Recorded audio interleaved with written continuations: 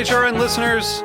As we celebrate our 15th year, we are deepening our commitment to giving voice to the next generation of food systems storytellers, and we need your help. Our internship and fellowship programs help activate new possibilities for underrepresented and underestimated young people through experiential journalism, audio engineering, and production training. Through these unique programs, HRN helps food equity stewards build essential workforce readiness skills that expand their potential and foster economic mobility. Please consider supporting these critical programs. And with a minimum donation, you can be entered to win a dinner for two at an amazing restaurant in one of 8 cities and tickets to a concert at a great venue in one of those cities. We have incredible partners across the country who have donated, as they also share our passion for helping to educate the next generation of food systems storytellers. Check out heritageradionetwork.org/15 to donate and enter to win today. That's heritageradionetwork.org/15 to donate and enter to win today. And make sure you donate before March 31st. Thank you. This episode is brought to you by 100 Bogart Street, a co-working building in Bushwick, Brooklyn. Need a professional place to work from? Learn more by visiting 100bogart.com.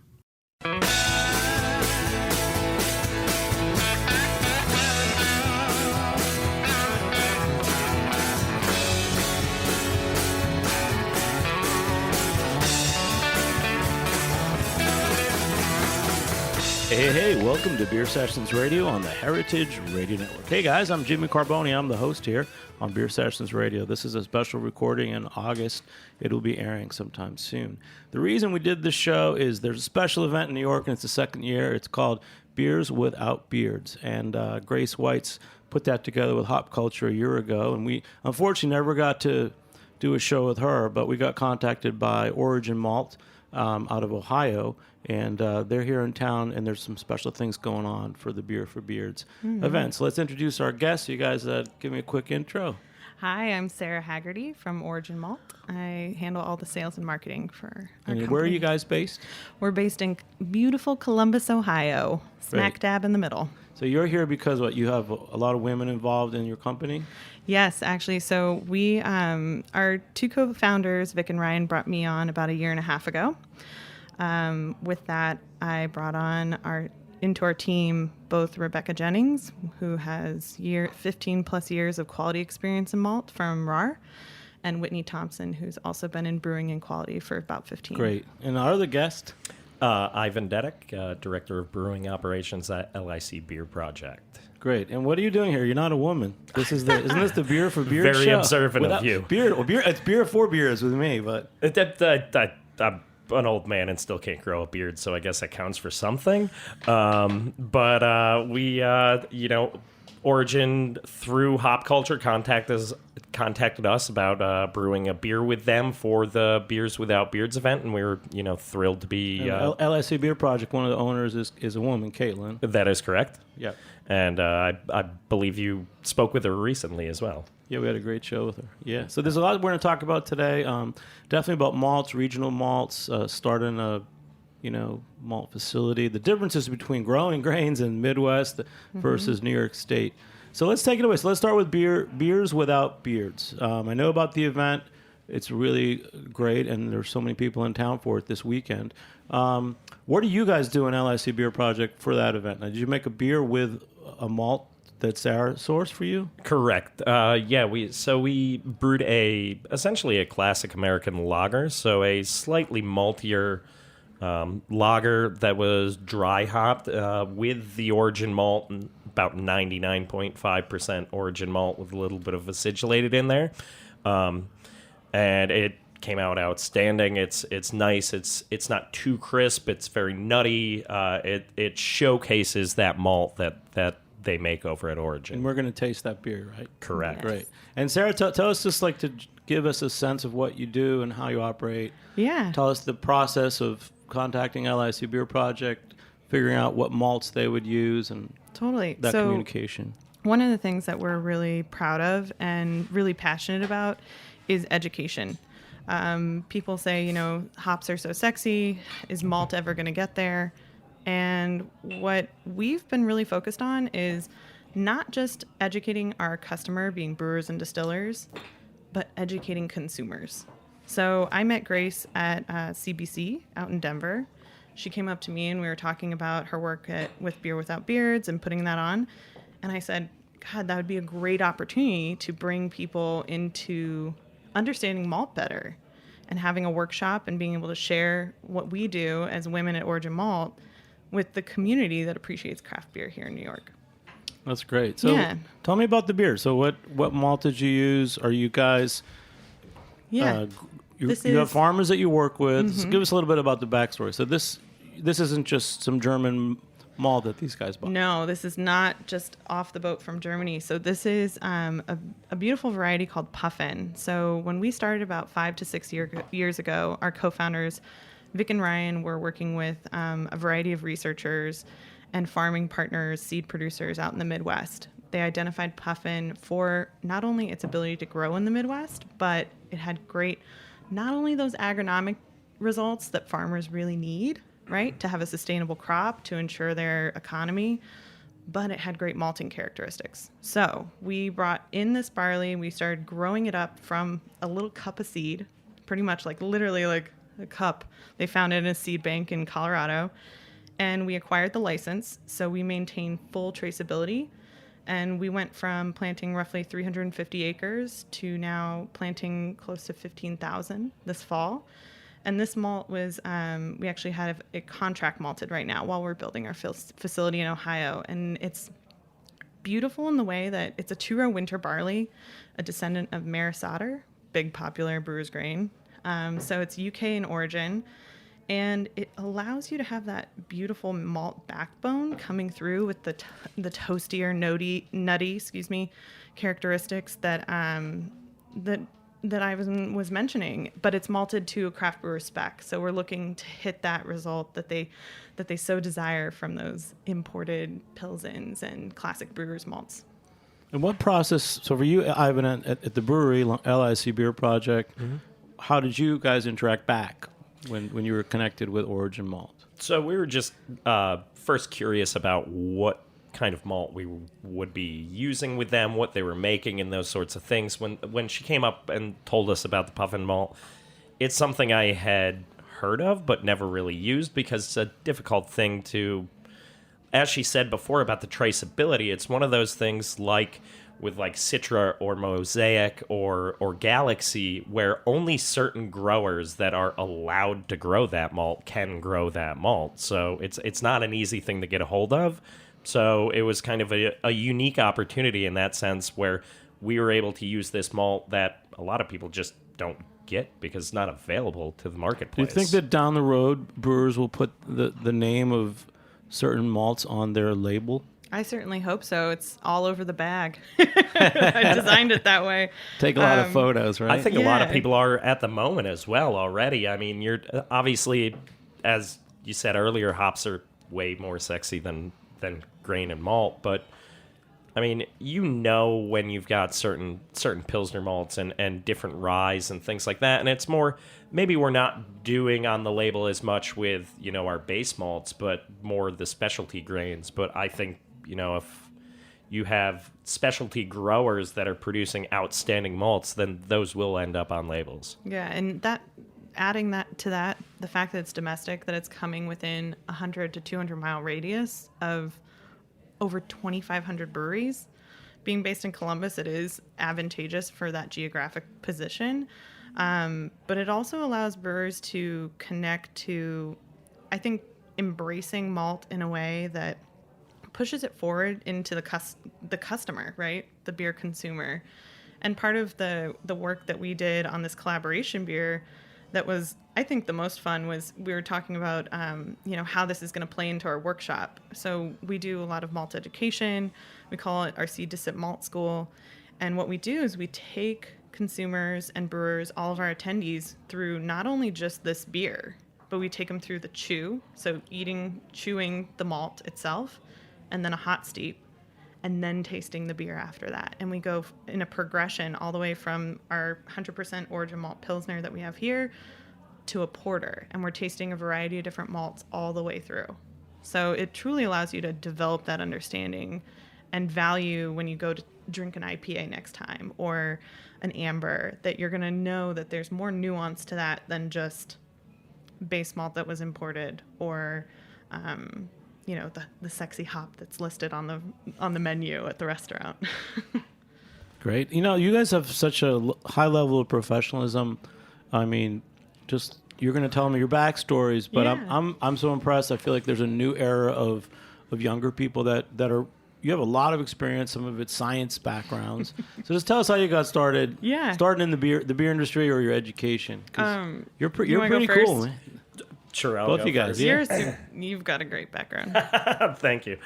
So basically, I quit a job as an executive headhunter living in London because I was tired of doing sales, and moved back to the U.S. Went to Oregon State University, got a degree in food science, fermentation science, and a minor in chemistry. During that time, I interned at Omegang. Afterwards, I worked for Sam Adams as a research and development brewer. From there, Did you have a beard? I've never had a beard. I thought all the guys that work at Sam Adams had to have long beards. Well, that's Bob from the commercials with the big long goatee, and that guy's pretty incredible because he's got to be late 50s by this point, and still plays hockey like 2-3 days a week. Wow. When he brews, does he have to wear some kind of a face mask over that beard? It's a hard Let's topic. say he's supposed to. Stepping on some toes. Yeah. It's the beers without beards. According to food safety episode. practices. Yeah, there should I mean, be a OSHA. beard nut. Yeah, well, let that slide. And then from there, I went to Schmaltz. I was a shift supervisor there. I left Schmaltz and was head brewer at Oyster Bay Brewing Company on the North Shore of Long Island, and then actually just moved over to LIC as director of brewing operations about 2.5 months ago. Great, man. And then your beers have been really great. Thank you. Thank Yeah. you. Thanks. I Thank appreciate you. it. And Sarah, same with you. I'm so impressed with your guys' Thank backgrounds. you. So I started brewing back in 2006. I was in college at UC San Diego. Started a homebrew club there, the first homebrew club. Now there's a whole brewing science program, which is amazing and so happy. I just wish it had been around a little bit sooner. But I started out pre-med and then switched to art history and communications, got a little bored, but had that science background and loved brewing. But it took me a long road, and it was also 2008, so had a little bit of a recession going on. Jobs weren't popping into my lap, went to graduate school, and then found my way back to beer. And I thought about brewing brewing like Ivan does professionally and going and getting a degree and getting in the brewery. But for me, my skill set has always been sales and storytelling and communicating to customers the value that a raw material brings to a malt bill or a brew, whether that's yeast, which I worked for White Labs out of Chicago as their Midwest territory manager starting in 2014. Then on to That's impressive. Thank you. White Labs was so formative for me because it allowed me to bring so much of my qualities as a person and bring me into a self-awareness that really showcased like what I was good at and where I could excel. And education is so paramount in that organization, especially for consumers and customers of their products. When I got into the malt industry, I went way in the other direction and went to work for a giant global malt supplier. And the thing that I learned there was that there was a big disconnect from craft brewers. I traveled like a banshee, literally 70% of the time. I was handling a lot of accounts that were bi-coastal or relationships that I had from back in California all the way to Western New York. But for me, moving to Columbus, my partner and I moved there about 2 years ago now. Could afford a house. Couldn't do that in Chicago. But luckily, meeting the founders of Origin, Vic and Ryan, they had been working on this project for quite some time, and I vetted it. I looked underneath the skirt, wanted to make sure, like, wait, you've been growing barley for how long? Like, it was one of those, wait, how much? And you're working with who? And it was this fantastic, understanding that these two co-founders really saw an opportunity. Ryan had been sourcing his grain he's a distiller, had been sourcing all of his grain from like 150 mile radius, but was having to buy his malt from me. And that was coming from all over. So when he and Vic saw that hole in the supply chain, they said, why wasn't barley being grown? This is interesting. Like, Ohio being such a beer mecca, why wasn't Ohio growing barley? And you look back to Prohibition, pre-Prohibition, over 350,000 acres of barley were being grown in Ohio, and 4 of the 5 largest malt houses were there. What happened? Well, Prohibition, World War I, World War II, soy and corn, all these things come in, but there was no reason why we couldn't grow barley there. Institutional knowledge had left, and they worked to bring it back. And so they brought me on board, and I've been there ever since. So it's been about a year and a half, but it's truly passion to bring brewers into the fold of understanding that they can source really high quality grain and malt from a domestic supplier. And at Origin Malt, what's the tagline? Seed to sip. It's on the website. You can. It is. I saw that already, but I love that. Truly, it's. I've only recently heard maltsters talking about finding seeds and growing those seeds so that you can actually grow the product. Yeah, You forget about that. It's agriculture, right? I would say that we are probably, we're building our malt house right now in Ohio. We're outside of Columbus on a 300-acre site with R&D fields already in the ground on the property, and a fairly good-sized malt house going up, because we want to make sure that we can be large enough to be efficient and offer a competitive price. I always say that there's economies of scale in every business, and what the craft maltsters do, like regional malt houses like us, might not necessarily be able to do in terms of nuance of specialty products, but we are putting in a roaster and a kiln and growing barley on site, and right now really managing a lot of agriculture. So 15,000 acres is no little feat for us. Oh, that's great. I'm really glad you guys came on. Yeah, thank you. Yeah, Ivan, so more about science, brewing, and working with malt. Yes.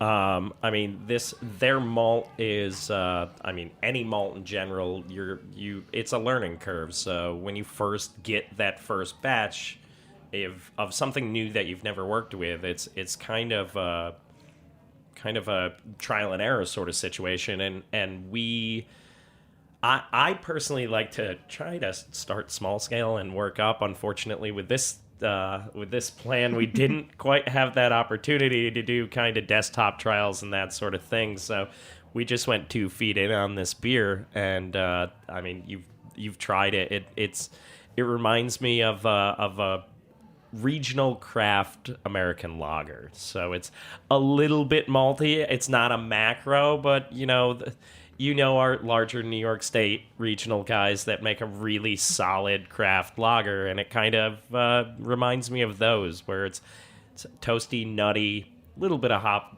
notes. This did have a small dry hop, and it just really, the sweetness and the toastiness and the nut, like almondy, just really pops in this beer. So tell me the full name of the beer. LIC Beer Project.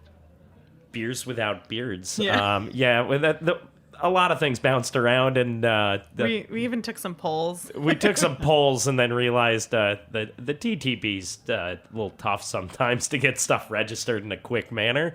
So we had thrown that out there to them, and so that's going to be the beer. It's the craft lager made with what malt? Origin. Yep, 100% or close to Yeah. 99.5% Origin Brewers Malt. Yeah.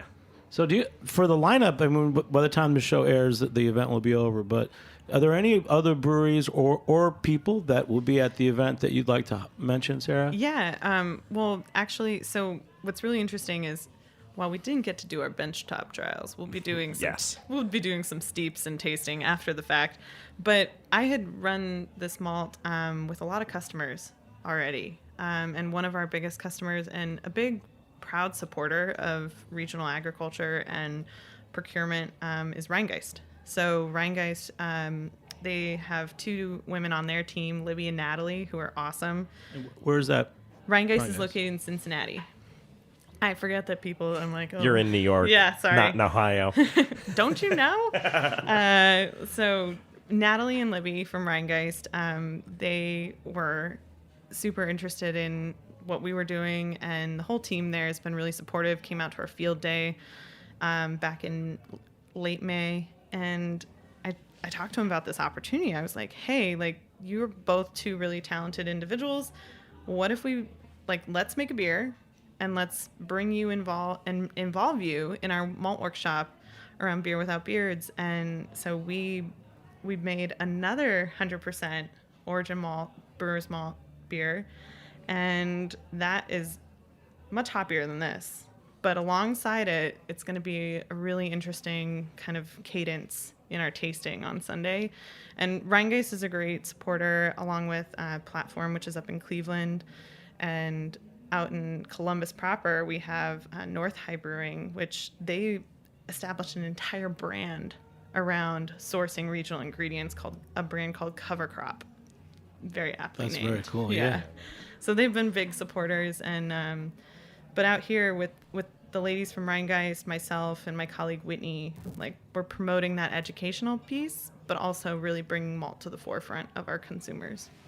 That's great. I've been with you guys at LIC Beer Project. I know for a few years now, a number of New York City breweries have made a state malt, state hop beer for New York City Beer Week. Correct. Do you have any plans to do that? And are there any malt facilities in New York that you might work with?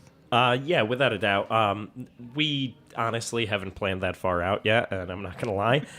It's been mentioned, but we don't have anything nailed down. Obviously, Hudson Valley Malt, Dennis there is absolutely outstanding. He's floor malting everything. All his grain is also local. I'm sure you've had other people sing his praises on this show as well, that basically his batches are 2,000 pounds at a time. So when you order malt from him, you get one floor malted batch. Hop wise, I mean, obviously there's so many hop farmers now in New York, which is outstanding because New York used to be the largest hop growing region in the world until, a blight and prohibition, which, that sort of thing happens, unfortunately. Hopefully never again. But yeah, we're looking into it. Cascade hops out of New York State are so different than what people are used to of Cascade hops, in my opinion. It's much more green tea. It's a little less fruity. It's a little less piney, but it's still an outstanding hop. And I'm assuming when we get closer to the time, we'll make that decision and definitely do a Maine New York State beer. Great. So, Sarah, you guys are targeting the whole region. So it's like the Midwest to New York. How far is it from where you are in Ohio to New York? Oh, we're definitely in the 200 to 300 mile radius. I That's drove it. here. I drove here. I feel like it was under 200. But I mean, I'm bad. I don't know Ohio, and well, I'm originally from the West Coast, so I have a better excuse. But yeah, Ohio's pretty well. And a friend of ours, Katerina Martinez, is working at a brewery in Cleveland. She just moved there. Oh, nice. And I don't know the name of it. I'm sure I'll see her on the scene in Ohio. Ohio's a big state for beer. We have I think it's now over 300 breweries in the state, but we are focused for Origin's purposes. We're growing pretty widespread from, Illinois to New York. But for our distribution, we're actually partnered with the Country Malt Group. So we're contract malting right now, and they're going to work with us as a distributor. So all the New York breweries that purchase, or Pennsylvania breweries, or Maine breweries that purchase from them, they'll actually be able to have access to amazing regionally grown product here very soon. And do you think you'll keep doing it that way, work through Country Malt, or? We go direct right now, and we'll be doing direct in addition to the distribution. The distribution those networks are really great for especially the really high percentage of breweries today that are so small that they might need all the malt for the month on one pallet. So that's 40 bags split across a variety of different ingredients with additions to, the hops and the malt that might come on that pallet. And they really excel, and they're one of the best distributors out there. So it was great to partner with them, but full pallets will be always direct if the customer wants. Great. Hey, we're going to take a short break. We'll be back in a minute on Beer Sessions Radio. All right.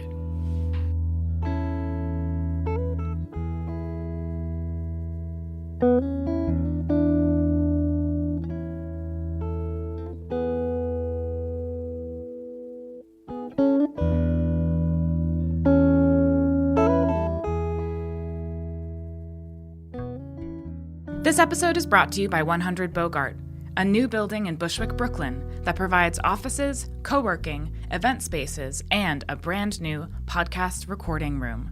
Have you been dreaming of starting your very own podcast in Brooklyn? You can now rent space in 100 Bogart's custom-built podcast room to record interviews, voiceover, and commentary. The room is fitted out with 2 microphones, mixing board, and a MacBook Pro running Pro Tools. You can rent the space by the hour, and a rental of an hour or more includes a 100 Bogart co-working pass. That means complimentary coffee, tea, and access to your own desk for the rest of the day. So what are you waiting for? Get started on your next audio project. 100 Bogart has the space and amenities you need to kickstart your podcast.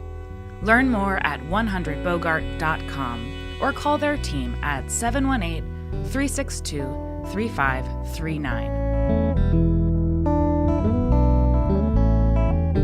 Hey, welcome back to Beer Sessions Radio on the Heritage Radio Network. Hey, check us out. Become a member on heritageradionetwork.org. So this is a special August show we recorded right before the Beers Without Beards event in New York City with Sarah from Origin Malt in Ohio and Ivan from LIC Beer Project here in New York. So, Sarah, we've been talking a little bit. What are some things you want to say? I mean, I think I would like to bring up that we just did an event about malt in New York City called New York City Brewer's Choice, and there were a lot of women involved. And I like that. I feel like people think the face of so much craft beer is male, but I see behind the scenes so many women, sales, management, ownership. But in malt and grains, the leading figures are women. Oh, I 100% agree. Because having been on the supplier side now for going on 6 years here soon, there's a lot of badass ladies leading suppliers. We have a talent, I think, for education and a talent for quality and focus and traceability. And the team at Origin specifically, like Whitney and Rebecca, they are, like, I look up to them. They're killers in their fields and their areas of expertise. Women throughout the industry, though, I think need more attention. And how we get that attention and we get that focus on being a more equal opportunity industry is only going to be put forth by the independent craft brewers and brewers and distillers in general. We have to, pull all of ourselves forward and into the light because, there's a ton of women in beer, but it is sometimes overlooked or highlighted in certain ways. And Ivan, I know at LIC Beer Project, I know Caitlin's one of the owners, Caitlin Acosta. Mm-hmm. What are some other breweries that will be at the event this weekend? Women brewers, women owners. Can you name a few? Fifth Hammer is going to be there. Is that correct? Yeah, so, Fifth Hammer. Mary, is that? Yeah, Mary's going to be there. So Mary also made an amber with the Origin. Origin malt, which I haven't tried yet. I don't know if you I haven't either. I'm so excited. She's apparently dropping off the keg in the next day or so. That's just so you know. Yeah, I mean, the event sounds outstanding. We're going to be there discussing malt process, doing all the steeps, and then trying through the beers.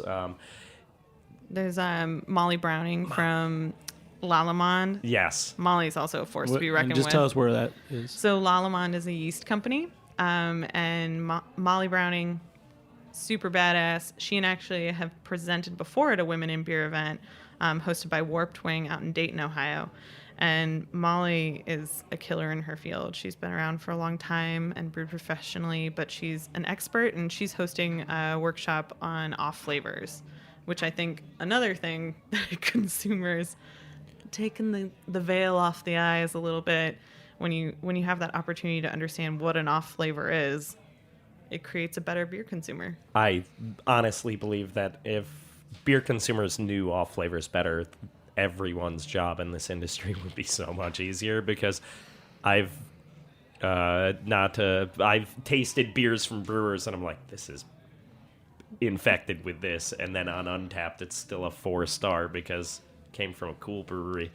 Yeah, I had that. And you're like, that is not a great beer. But I had that experience recently, and I called it out to a friend who I knew was a very close friend and part-time employee of the brewery.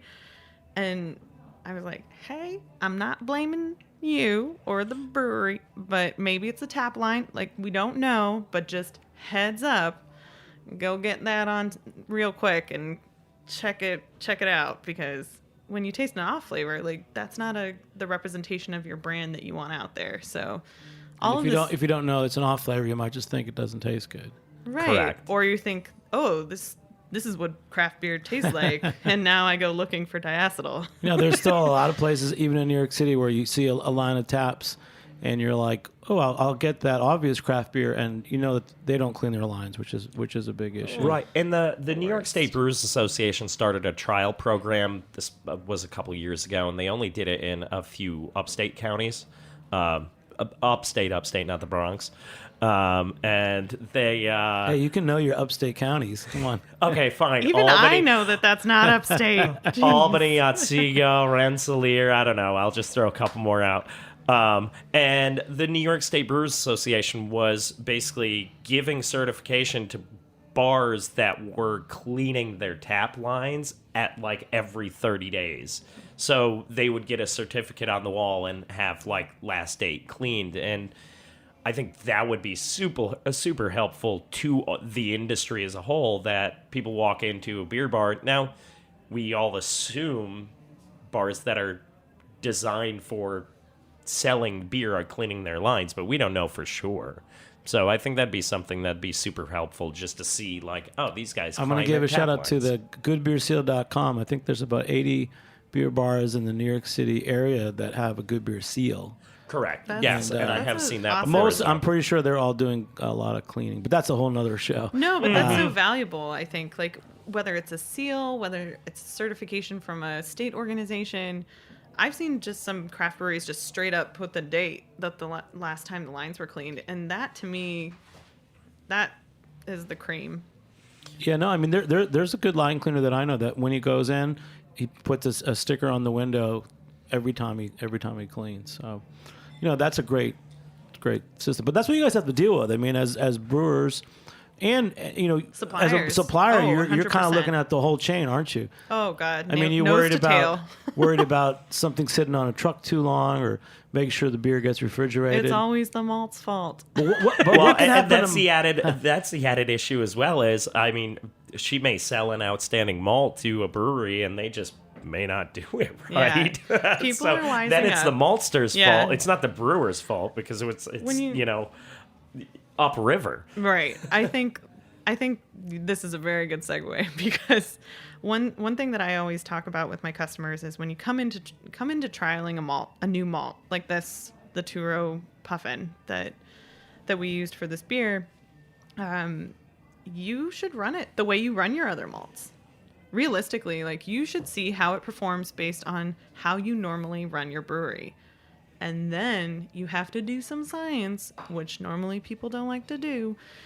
But you got to take it in, and you got to be objective, and you got to look at what you can change and not turn all the dials to change. You got to change one thing and see if that has impact. So for me personally, with my customers, it's always been I'm close to the customer. I want to make sure they're happy.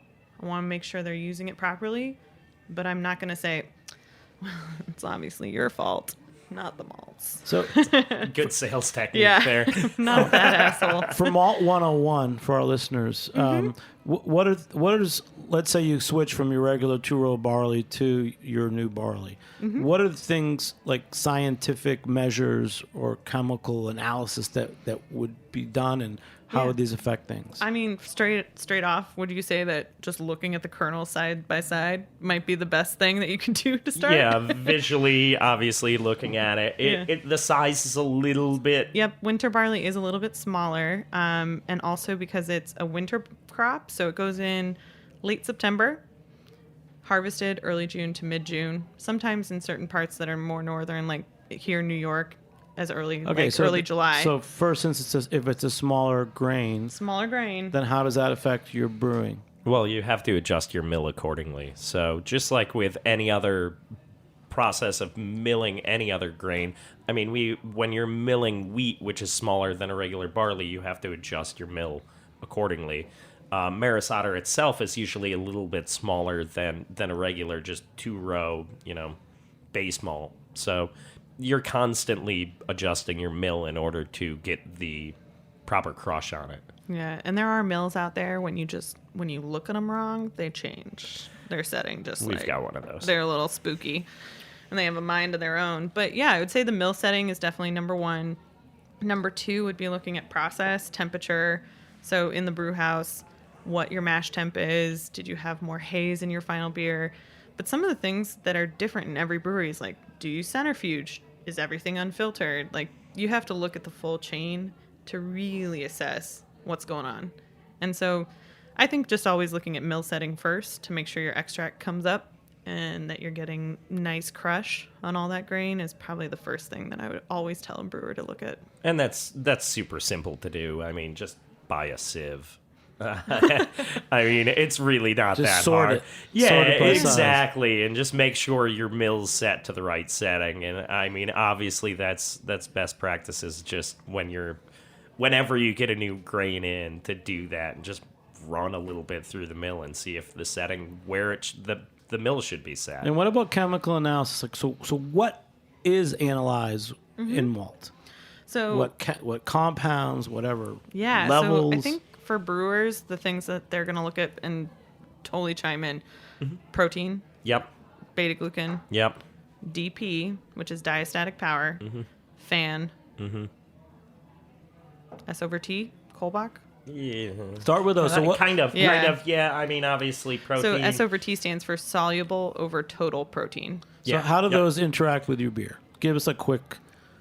I mean, obviously, protein level is going to be, whether it's a soluble protein, I mean, that's going to create haze. It's going to create different protein levels. So there is not higher protein beers in general. It's not a direct correlation. Will give you better head retention.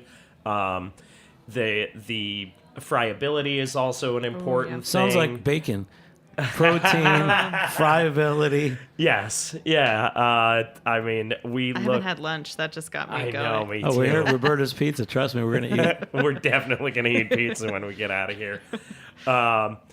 The moisture content. I mean, there's so much we look through, and generally, I prefer, just like she would at the Maltster, when we get something new in, I prefer to do a hot steep and just kind of get an idea of what Yeah. we're getting ourselves into. So certain things like the fan free amino nitrogen, that will have trickle down effects on your yeast and your fermentation. So that's one thing that further down the line in the beer supply chain, got to make sure that stays consistent and is hitting the right numbers. And Especially a beer on like this, where it Oh, yeah. was a pretty much single malt beer.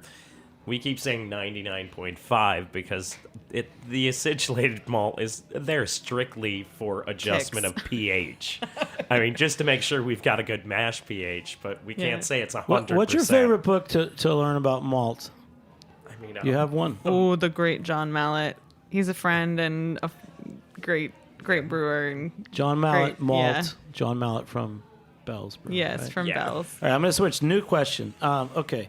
You got these great notes from your PR team. Thank you, Sarah. They're helpful. They keep me in check. The big thing, I think, is this supply chain revolution. You're working with, 200 farmers, brewers, researchers, and universities. Just tell us about what the plan is for Oregon Malt, because this is exciting. This is everything we've been talking about for 10 years. Yeah, so really it's about starting with our growers, making sure that this is sustainable and that we can bring that agricultural economy back to where it started, right? So offering a winter crop, there's a lot of benefits, but we have to keep in mind our brewers. So we work with the universities, Ohio State, Penn State, Michigan State, Cornell, Virginia Tech. We're taking all of this research and all the work of these universities and putting it in the ground, which is awesome. We're specifically working a lot with Dr. Eric Stockinger at Ohio State. He allowed us to access puffin. He identified it first, and we identified it for one really key reason that we've all experienced just recently was a polar vortex again. Puffin outlived it. You looked at the trial fields. But there's really a polar vortex? That's not a Christmas movie? Is that a Christmas movie? I wish. Yeah. Coming from California, polar vortexes are now like, there's another one coming. They're pretty brutal, and they're really brutal on crops. And we identified puffin, and we'll continue to work on different varieties. We actually have a lot of trial varieties already in the ground. But traceability is really, when you're looking at the seed to sip kind of mantra, traceability and making sure that we know where every grain goes. That is something that's never been done for brewers. Being able to identify and support growers. We have a dedicated procurement individual who literally just, her entire job is handling our other very important customer, being farmers, making sure that the quality of that grain that we send out to malt and will eventually malt in Ohio is top notch, so that there's consistency, quality of product, and it's coming within 200, 300 mile radius of brewers. So really, malt is such an important ingredient in beer that you guys can really change the whole industry. I'm hoping so. I think that with Origin, we're focusing on an area of our country that's been often overlooked, with soy and corn and the wheat market being the way that it is. To keep family farms alive, we need a winter crop, and we direct contract with every single family farm. We have the best interest of not only them, but that barley and our brewing customers. You know, the last night I read an article. There's a great website, New Food Economy, and it was kind of sad. It was the guy drove 1,800 miles in Kansas, and the first thing he said was about how these large mega crops, agribusiness farms don't have people working. It's like these giant fields of whatever you said, soy, corn. Do you think that growing barley for beer can create more of a local economy? Oh, 100%. First of all, it's a cash crop. It offers you double cropping opportunities. So when you are harvesting barley, it's actually on average 2 weeks earlier than wheat. So those farmers can get in a short crop soybean in addition to that barley. So that's really what, when you're looking at driving an agricultural economy, it's not just about yield. It's not just about management practices. It's about controlling the price, holding the hand of the grower so that they meet the quality that they need to, having outlets for them. We guarantee that as well. When they don't meet quality, we're there to hold their hand. And, taking it outside of just Ohio, paying attention to our growers in New York that have been doing a great job, Michigan, PA, that's the beauty of it for me. Wow. Well, let's raise a glass of the LIC Beer Project, beers without beards. Cheers. And thanks for coming in, Sarah from Origin Malt and Ivan from LIC Beer Project. This weekend in New York was the Beers Without Beards event, a women-focused event. So don't turn up this weekend, this Sunday, because you're going to be when you hear sorely this- disappointed. But, we have a lot to look forward to, and I really appreciate hit your those talk. likes, and we'll find We're going to have you back, Sarah, because we're gonna do a lot more shows about malt, and I like talking about local agriculture. So Awesome. Thank you guys so much. Thanks, Ivan. Thanks, I appreciate it. Big shout out to everybody: producer Justin Kennedy, engineer Jeet, assistant producer Aaliyah Papes, and I'm Jimmy Carboni. We'll catch you next time on Beer Sessions Radio. All right, woo.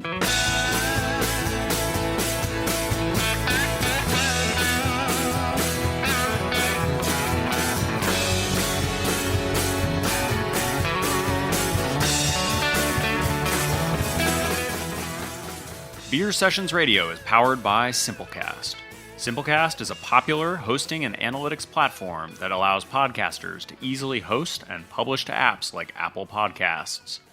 If you have a podcast or are looking to create your very first, check it out. Try it for free and save half off your first 3 months at simplecast.com/heritage. Thanks for listening to Heritage Radio Network, food radio supported by you. For our freshest content and to hear about exclusive events, subscribe to our newsletter. Enter your email at the bottom of our website, heritageradionetwork.org. Connect with us on Facebook, Instagram, and Twitter at heritage_radio.